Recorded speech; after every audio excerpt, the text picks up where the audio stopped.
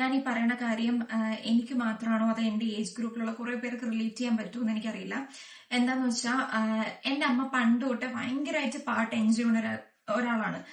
പുള്ളിക്കാരി കൂടുതലും കേൾക്കുന്നത് പഴയ മലയാളം സോങ്സ് കേൾക്കുക മാത്രമല്ല മറ്റുള്ളവരെ വെറുപ്പിക്കും കൂടി ചെയ്ത്. എങ്ങനെയാന്ന് വെച്ചാൽ അമ്മ ഇത് സ്പീക്കറിൽ ഇട്ടിട്ട് ഭയങ്കര ലൗഡായിട്ടിടും. അപ്പൊ എനിക്ക് എങ്ങനെയാന്ന് വെച്ചാൽ അമ്മ ഇടുന്ന ഈ പാട്ടും അത് ആ ടൈപ്പ് ഓഫ് സോങ്സും ഇഷ്ടമല്ല. ഇങ്ങനെ സ്പീക്കറിൽ ഭയങ്കരമായിട്ട് ഇടുന്ന ആ ഒരു പ്രവൃത്തി എനിക്ക് ഇഷ്ടമില്ല. എനിക്ക് ആ സമയത്ത് മറ്റേ വിജയുടെ പാട്ട്, സൂര്യയുടെ പാട്ട്, പിന്നെ കൂടുതലും തമിഴ് സോങ്സ് ആണ് ഇഷ്ടം.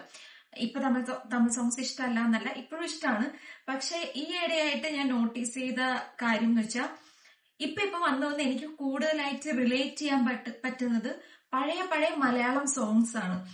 അതായത് ഒരുപാട് എനിക്കിങ്ങനെ തോന്നുന്നു ഒരുപാട് അർത്ഥവത്തായിട്ടുള്ള വരികള് നമ്മുടെ ഒരു സിറ്റുവേഷനിലൂടെ ഇങ്ങനെ പാസ് ചെയ്ത് പോയിട്ട് ഏതെങ്കിലും ഒരു സോങ് കേൾക്കുമ്പോ തന്നെയും ഇങ്ങനെ അയ്യോ ഭയങ്കര റിലേറ്റബിൾ ആയിട്ടുള്ള ലൈൻസ്, എനിക്ക് വേണ്ടി ഇങ്ങനെ എഴുതിയ പോലത്തെ ലൈൻസ്, എന്താണോ ഇങ്ങനെ തോന്നുന്നത്. പക്ഷെ ഈ ഇടയായിട്ട് ഇങ്ങനെ പഴയ മലയാളം സോങ്സിന്റെ അടുത്തുള്ള താല്പര്യം ഇങ്ങനെ കൂടി വരണം. ഇൻസ്റ്റയിൽ ഒരു ഫോട്ടോ ഇട്ടാൽ പോലും ഓടിപ്പോയിട്ട് തപ്പും ഇങ്ങനെ ട്രെൻഡിങ് സോങ്സ് എന്നൊക്കെ മാറിപ്പോയിട്ട് പഴയ മലയാളം സോങ്സ് ഇങ്ങനെ സെർച്ച് ചെയ്യും.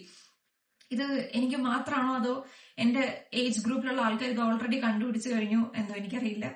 അപ്പൊ അത്രേ ഉള്ളൂ. Thank you.